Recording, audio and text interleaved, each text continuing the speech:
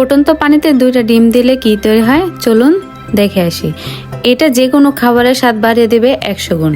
তার জন্য যা যা লাগছে, 2টা ডিম ফুটন্ত গরম পানিতে ঢেলে দিব। এটাকে হাফ বল করে নিব। একটা ঢাকনা দিয়ে ভালো করে ঢেকে দিব যতক্ষণ পর্যন্ত না সিদ্ধ হয়ে আসে। সিদ্ধ করব ততটাই যাতে ভিতরে কাঁচা না থাকে। একটা ছাঁকনি দিয়ে ভালো করে এগুলাকে ছেঁকে উঠিয়ে নিব। সবগুলাকে উঠিয়ে নিব। একটা ব্লান্ডার জাগে এগুলাকে ঢেলে দিব। এক এক করে উপকরণগুলো দিয়ে দিব। এখানে 2টা রসুনের কোয়া নিয়েছি, কয়েকটা গোলমরিচের দানা নিয়েছি, 2 চামচ চিনি নিয়েছি, আপনারা কম বেশি করে দিতে পারেন।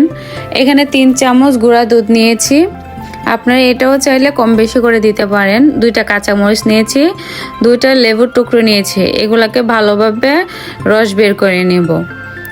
রস বের করা হয়ে গেলে এখানে 2 চামচ সরিষা তেল দিয়ে দেব। আমি 2 চামচ দিয়েছি, আপনারা চাইলে কম বেশি একটু দিতে পারেন।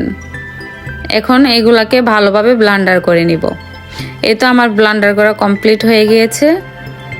এখন এগুলাকে আমি একটা ছোট বাটিতে ঢেলে নেব। এই তো আমি বাটির মধ্যে ঢেলে নিয়েছি। এখন আমি পাউরুটির মধ্যে এগুলা লাগিয়ে নিব। আমি 2 পিস পাউরুটি নিয়েছি, আপনারা চাইলে অন্য অনেক কিছু দিয়ে খেতে পারেন। আমি পাউরুটির মধ্যে ভালোভাবে লাগিয়ে নিচ্ছি। আমি গোলমরিচগুলো এত ভালোভাবে ব্লেন্ডার করি নেই, হালকা হালকা একটু দানা দানা ভাব আছে। দেখতেও সব ভালো লাগতেছে, যখন খাবো তখন আরো ভালো লাগবে। এই তো আমার লাগানো কমপ্লিট হয়ে গেছে। এখন